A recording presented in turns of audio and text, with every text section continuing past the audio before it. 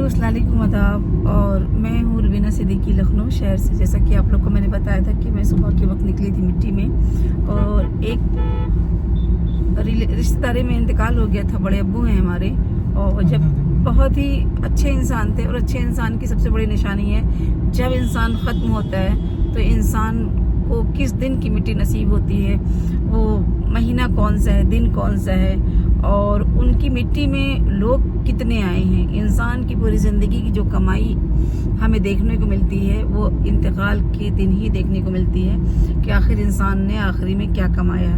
धन दौलत तो दुनिया कमाती है मगर आखिरी में उसकी विदाई की जो भीड़ होती है उससे अंदाज़ा लगता है कि इस इंसान का क्या रहा होगा, लोगों के लिए रवैया या मोहब्बत या प्यार या अपनापन। और हालांकि हम लोग कई बार तो नहीं मिले, लिमिटेड ही मिले हैं क्योंकि जो मेरे सगी बुआ जी हैं उनके वो जेठ जी थे, तो आप लोग समझ सकते हैं कि इस तरह से काफ़ी मुलाकातें, वो जितनी भी मुलाकातें हुई उन्होंने जितनी बार भी हम लोगों से बातचीत की उस बातचीत के दौरान हमने एक ही बात महसूस किया है कि बहुत ही सगे रिश्ते भी कभी कभी परायापन महसूस कराते हैं, बहुत दूर के रिश्ते कभी कभी बहुत अपनापन फील कराते हैं। और एक मर्तबा की बात है कि हम बुआ जी के यहाँ किसी शादी में गए थे, फंक्शन में गए थे। काफ़ी गांव है वहाँ से, रात में जैसे गांव से लोग निकलते डरते हैं कि रास्ते में रास्ता ख़राब है, कोई हादसा ना हो जाए। तो बड़े अब्बू ने कहा कि रुबीना बेटा आप फिक्र ना करो, हम हीरू को भेज दे रहे हैं, हीरू छोड़ के आ जाएगा आप लोग के साथ और बच्चों का स्कूल नहीं मिस होना चाहिए।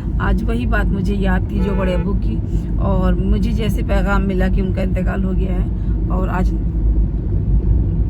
रमज़ान महीना है और रमज़ान महीने में इंसान अपने घर से बहुत कम निकलता है, निकल पाता ही नहीं है, मगर कुछ चीज़ों के लिए इंसान मजबूर होता है। और मैंने बच्चों से कहा कि भैया आप लोग को चलना है। हालांकि बेटे ने कहा कि मम्मी कॉलेज जाना है। हमने कहा कॉलेज तो 30 दिन रहेगा मगर मिट्टी देना आपको चलना है। तो दोनों बच्चों को लेके हम माशाल्लाह से मिट्टी देने गए थे।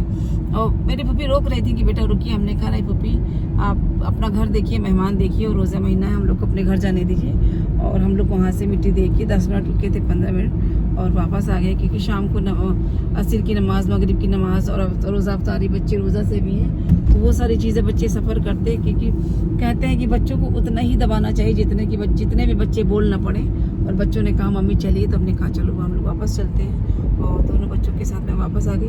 अब मैं घर पहुंचूंगी, शाम को अफ्तारी का इंतज़ाम करना है, बच्चे रोज़ा से हैं और उसके बाद हम आप लोगों से बात करते हैं। खुदा हाफिज़।